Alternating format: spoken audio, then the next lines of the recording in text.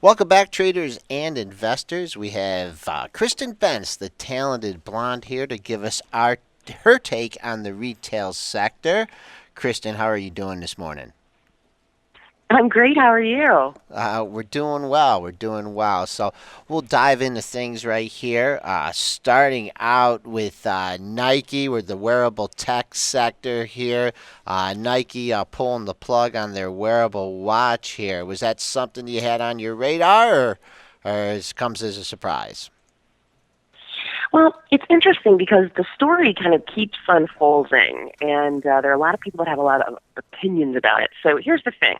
Wearable technology got my attention because it's really become kind of the new fashion statement. Everything from your iPhone down to Google Glass, Beats headphones by Dr. Dre, things that are that simple are taking money out of the apparel space, especially within the teen sector.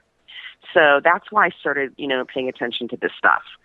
You had all these different players, right? You had Jawbone, all these different electronics retailers are trying to, and software makers were trying to come out with this, wearable technology that monitors, different aspects of your body, right? Your pulse, your, calories burned, all of that stuff.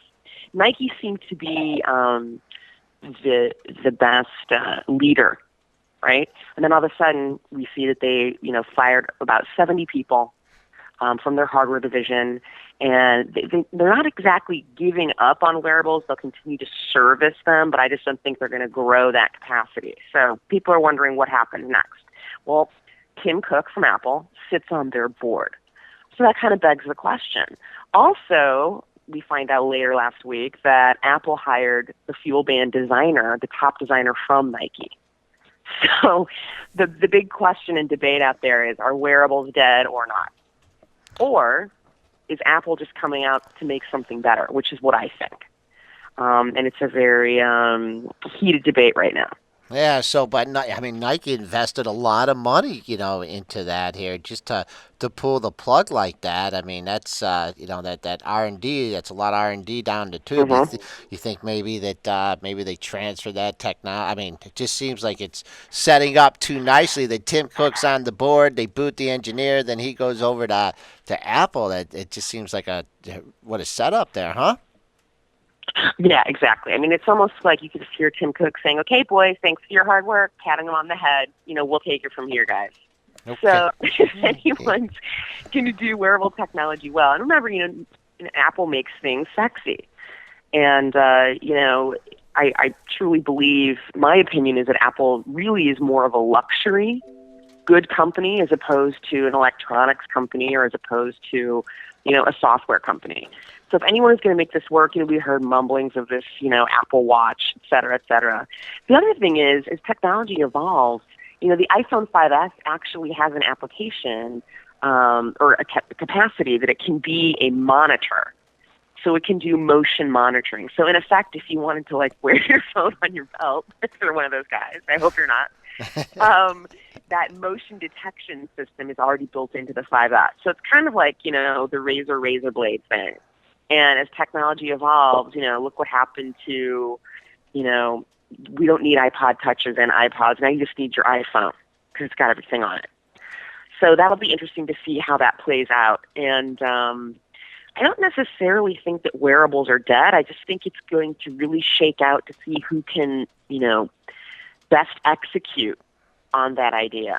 Apple But kind of, there's a Apple did everything right yesterday for the street. I don't know if this is a stock that you right. follow at all. I mean, they split the hmm stock. They raised the dividend. They made hmm increased the buyback. They made everybody happy, but they didn't come out with a new product. I mean, do you think that perhaps this is going to be the lifesaver for Tim Cook? I mean, I heard rumblings that this was the quarter that he had to produce. He juiced the numbers. It looks good, but still no new hmm technology for the company. Is the watch going to be it? Well, it's kind of refreshing because for a while there was a new freaking iPhone and iPad every 3 months. Right. So, in my opinion, it's nice to have them finally, tweak something and make it really great, as opposed to feeding out new iterations of the same thing over and over again, and you're constantly trying to keep up with the tech. So in that respect, it's kind of refreshing to me. I'm kind of glad that they're actually taking a break, and maybe they're taking their time to sit on this, iWatch. And I don't even know how I feel about that, by the way. You have so many things that you have right now to tell time and the weather and news and email. I don't know if I necessarily need it on my wrist. So I'm just really conflicted about that iWatch concept and the whole thing. But Okay. yeah, it didn't worry me. Let's say that. It didn't worry me that they didn't come out with new tech. Okay, all right. So let's just get to your favorite sector, teen retail, and that continues to implode here. So why don't you give us some stocks to look at in teen retail? Well, it's funny, we're going into the summer months, so usually nothing really happens. Summer is, a clearance months. And, as you know, back to school is starting sooner and sooner and sooner. One, because I think retailers are desperate. And two, just because I think the way of public schools is kind of getting into a longer and longer school year, especially with the weather that you folks saw this wintertime. So I think you're going to see a lot of schools starting earlier this year. So that, begs the question about what's going on with teen retail. I just think we are in the middle of, a retail apocalypse right now in this country. And there are very few retailers that are prospering, that are growing, that are doing well. A And retail teen retail is just apocalypse, folks. We gotta get that. We gotta get that on the Benzinga Pro News feed right now. I don't think I've heard that retail apocalypse. I mean, you hashtag. hashtag Kristin Bentz, Talented Blonde. As I cackle. And I don't find any pleasure in it at all. But it's just something that you kind of have to face facts out there. And retailers aren't doing anything. They're not innovating. They're not trying to go out there and get that millennial dollar. And the thing is, millennials are a very interesting bunch. They love technology. They love to style themselves. But it's all about them and less about the brand. So if you were looking at what people were wearing in Coachella, which was sad. I snorted. You can see that teens and millennials really kind of, do their own thing. As Right. far as, they're not buying cookie cutter Abercrombie outfits. And that's affecting the stock in kind. So I still tend to like fast fashion, namely because it's so devoid of any sort of personality. So H&M, Forever 21, Zara, that's owned by Inditex out of Spain. All of those companies that can make huge, huge units at very, very low prices. The millennial consumer is very price savvy. Okay. And she won't buy unless there's a specific reason to buy, if it makes sense for her. It could be everything from being socially responsible to just being really cute at the right price. And there are few retailers that are doing that right now. So you're seeing, American Eagle suffer, American Apparel suffer. Especially Abercrombie and Fitch has been a three-legged dog for a long time. Okay. I think you've discussed this before. Like, who pays for the millennial clothes? Them or their parents? And does that matter the sales levels? You're saying the parents do, and the parents have less to spend, so the kids get to buy less.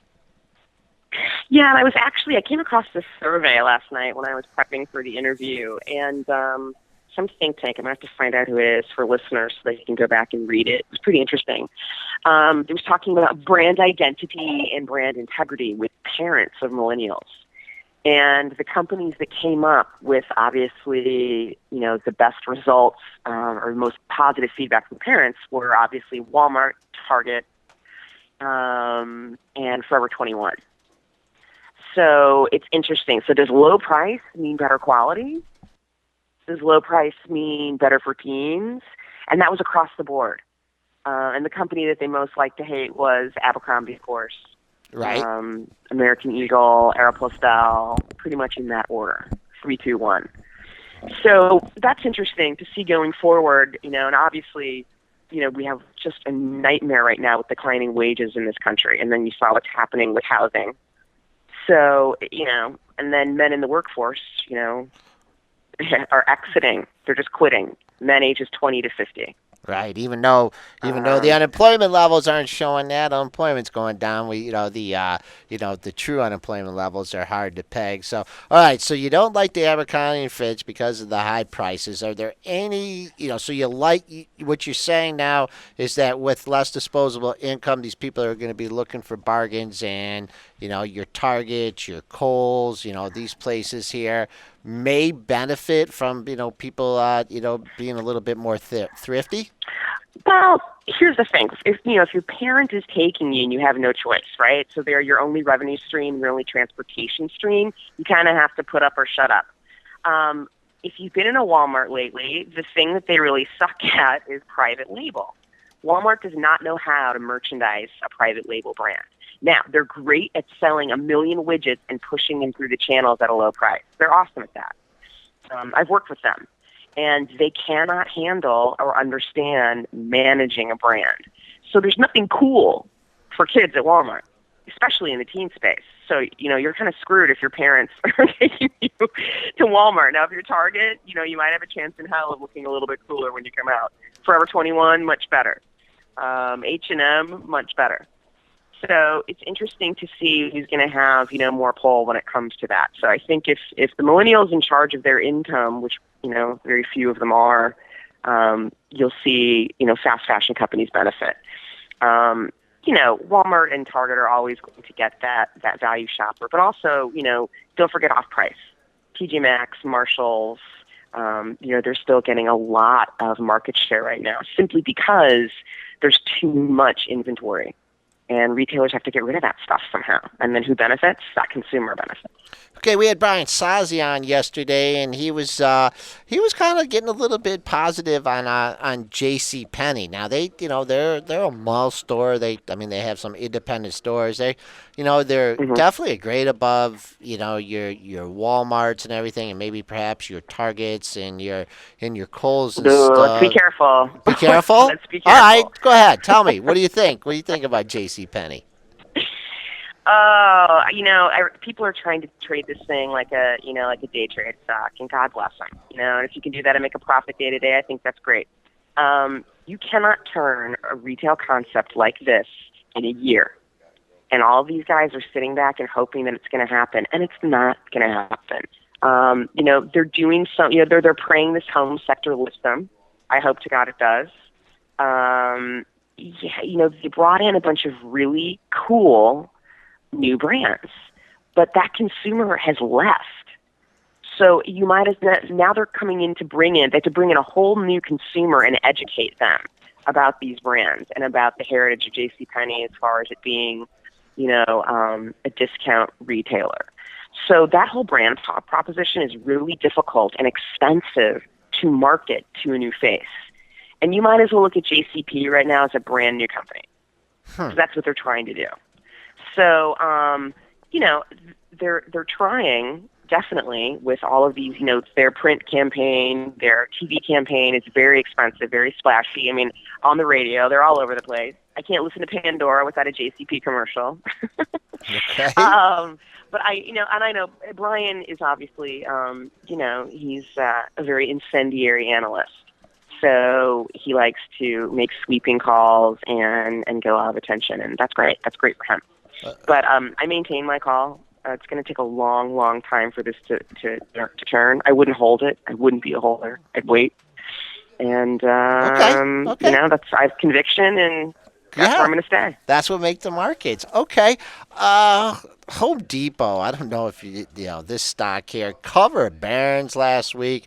Buy Home Depot. Stock got a nice pop on it. Just hanging in here after a nice decline. Mm-hmm. And Mm-hmm. people are gonna if they're not spending money on their kids' clothes, are they gonna be fixing up their house with going to Home Depot and Lowe's? Well, if you saw the housing data that came out this week, it's a nightmare out there.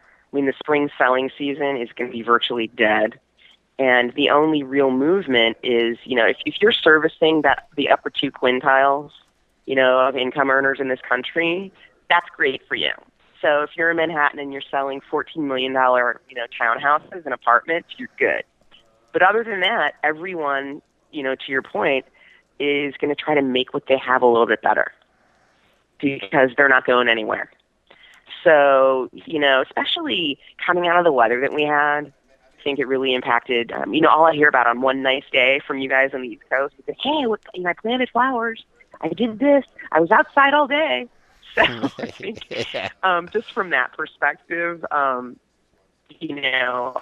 go along with that logic, just from what's happening in the country right now. But I don't think it's from any new builds.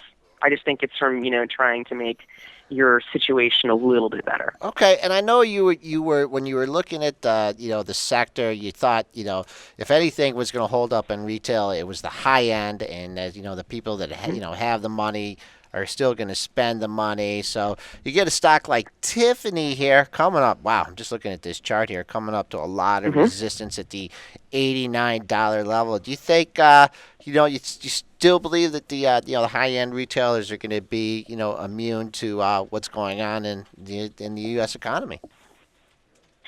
I do. It's really the only growth right now. And, I travel around the country. I do a lot of speaking engagements, and I talk to family offices. I talk to hedge funds.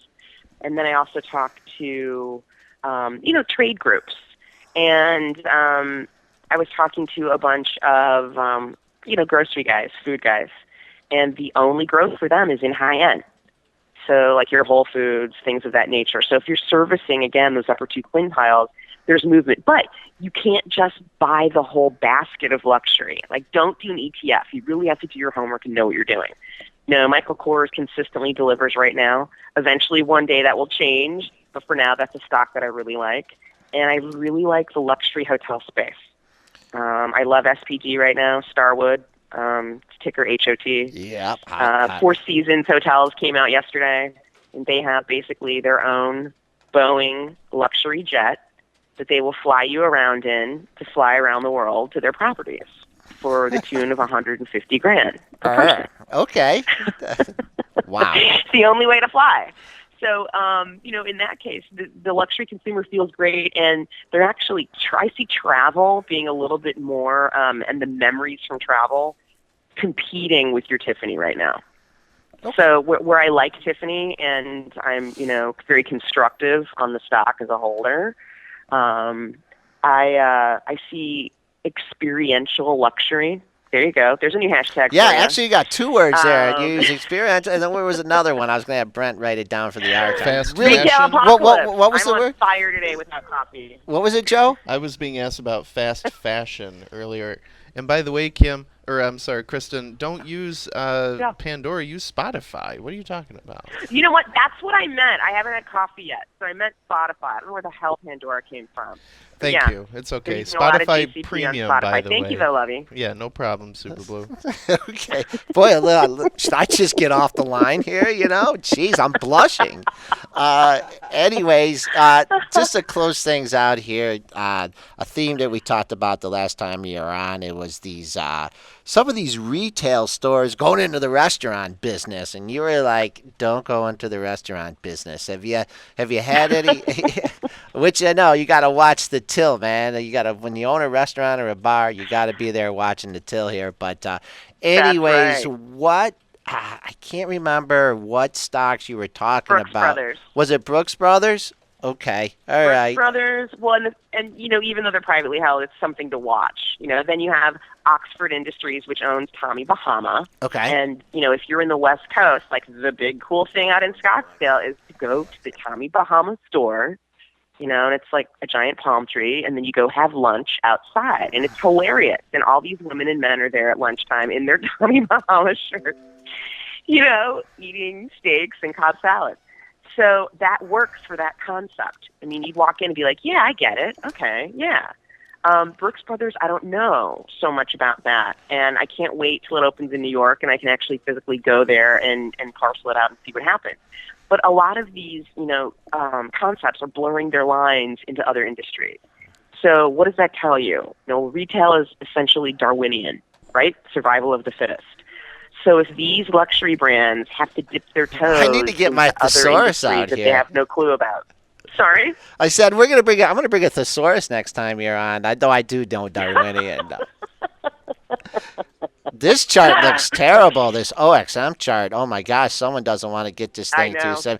Well, just to end it off, if you want my take on the retail sector here, I'm upgrading the Tommy Bahamas. I bought 2 pairs of Tommy Bahama pants last weekend, and I'm downgrading Kohl's because I needed some new jean shorts, and I went in there and they didn't even have any jean shorts. So that's you mean like for the okay. last So 20 let me years, help Joel? you here. Okay. Okay, As your help me personal out. Stylist / read. No jean shorts. Oh, No. come on! I got No the one more. when I'm working No. on the yard. I They're would like, rather have Bad, you Joel, wear bad. cargo shorts. oh, Oh, we've got Joel's wife on the line who also says no jean shorts. Do they even make them anymore? See? maybe you know I what? Why don't you freaking just hope not. take I have Dude, the- I James live in Joel and Phoenix, cut the off land the of bottom bad half. shorts, and I don't even see denim shorts. They're I will fly jean- up there and we will go shopping. Jean painter shorts. You know, I have the pocket on the side. You know that I can put my phone in, No, and then the thing God, for the no, you did not. Oh say my that. and then the gosh. thing and the hammer. The Well, thing for the jean shorts. Well, Kristen, it was nice Jean having you on the shorts, show. She's never going to come back if you Oh keep my talking God. like that, Joel. okay. Yes, I will. I'm gonna have to come back and take you shopping. It'll be like a field trip. Just tell Jason to bust out his Amex. Yeah, Joel O'Connor Fashion, sponsored by the Talented Blonde. Okay, that will be our show for next week. Well, Okay, thanks, Kristen.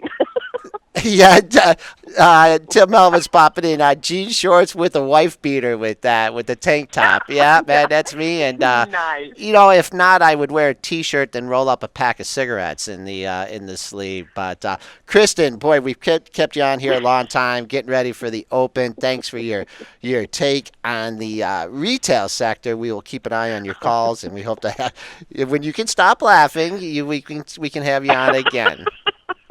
Thanks. I love you guys. Okay. All right.